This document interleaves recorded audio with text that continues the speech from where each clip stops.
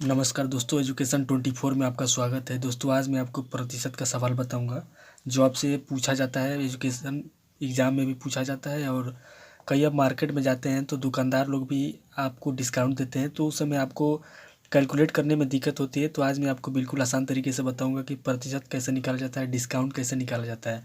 दोस्तों एक सवाल लिखा हूँ मैं, देखिए। एक दुकानदार 1200 रुपये का जूता खरीदने पर 12% का छूट देता है, तो दुकानदार को कितने रुपए देने होंगे। दोस्तों मान लीजिए आप किसी दुकान पे जाते हैं और 1200 रुपये का कोई जूता खरीदते हैं और उस पर दुकानदार आपको कहता है कि 12% का छूट है, तो आप दुकानदार को कितने रुपए देंगे, यानी उस शूज़ का मूल्य कितना होगा। तो इस सवाल को आज हम हल करेंगे बिल्कुल आसान तरीके से। तो दोस्तों जो शूज़ का प्राइस है दोस्तों 1200 रुपये है और उस पर कितना छूट दे रहा है, 12% दे रहा है। तो हम क्या करेंगे, 1200 का 12% निकालेंगे पहले। तो हम लिखेंगे 1200 का 12%। तो 1200 का 12% निकालेंगे पहले। तो 1200 गुणे 12 और बटा 100। अब 2 जीरो से 2 जीरो कट जाएगा और 12 में जब 12 से गुणा करेंगे तो 144 होगा दोस्तों।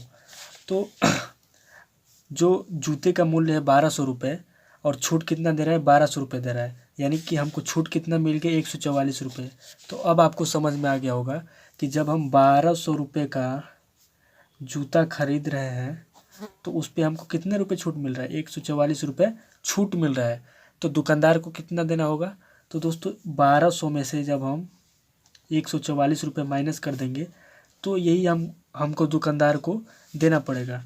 तो 1200 में से जब 144 माइनस करेंगे तो कितना होगा, 10 में से 4 जा 6, 9 में से 4 जा 5 और ये हो जाएगा। तो दोस्तों ये हो जाएगा टोटल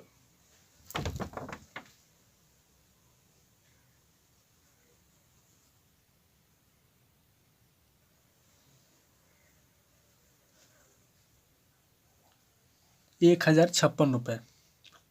1200 में से 144 रुपये जब निकाल देंगे तो कितना होगा, 1056 रुपये। तो एक बार और सवाल को देख लीजिए। एक दुकानदार 1200 रुपये का जूता खरीदने पर 12% का छूट देता है, तो दुकानदार को कितने रुपए देने होंगे। तो दोस्तों 1200 का 12% जब आप निकालेंगे तो कितना होगा, 1200 का 12% होगा 144 रुपये। तो 1200 का जूता खरीदने पे कितना छूट दे रहा है, 144 रुपये। तो 1200 में से जब हम 144 रुपये निकाल देंगे तो कितना होगा, 1056 रुपये।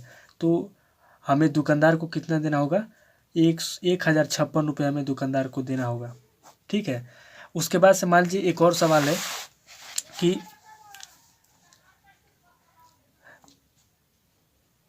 2000 रुपये की घड़ी खरीदने पे, 2000 रुपये घड़ी खरीदने पे अगर आपको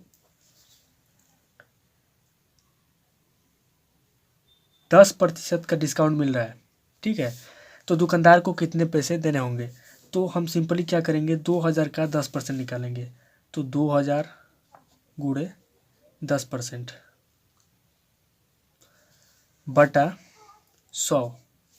तो 2 जीरो से 2 जीरो कट जाएगा, 20 था हमें 200, यानी कि हमें कितना छूट मिल रहा है, 200 रुपये का छूट मिल रहा है। तो 2000 में से हम क्या करेंगे, 200 रुपये निकाल देंगे। टोटल कितना हो जाएगा, 1800 रुपये। यानी कि दुकानदार को हमको कितना देना होगा, 1800 रुपये देना होगा। तो दोस्तों इस तरीके के जब सवाल आते हैं तो सबसे पहले हम क्या करते हैं, सबसे पहले हम प्रतिशत निकाल लेते हैं और जितना आता है तो उस प्राइस में से उतना डिस्काउंट घटा देते हैं, तो हमको मालूम चल जाता है कि इतना रुपये हमको दुकानदार को देना है। इसी तरीके से मान लीजिए कि अगर कोई दुकानदार आपको मान लीजिए कोई सामान, जैसे मान लीजिए कि कोई 320 रुपये की कोई जीन्स है और 320 रुपये की जीन्स पे आपको बोल दे कि 5% डिस्काउंट है, तो कितना डिस्काउंट होगा। तो इसको निकालने के लिए हम क्या करेंगे, 320 इंटू 5 और बटा 100।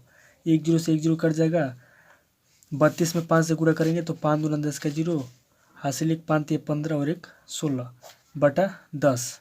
1 जीरो से 1 जीरो कट गया, यानी कि 16 रुपये।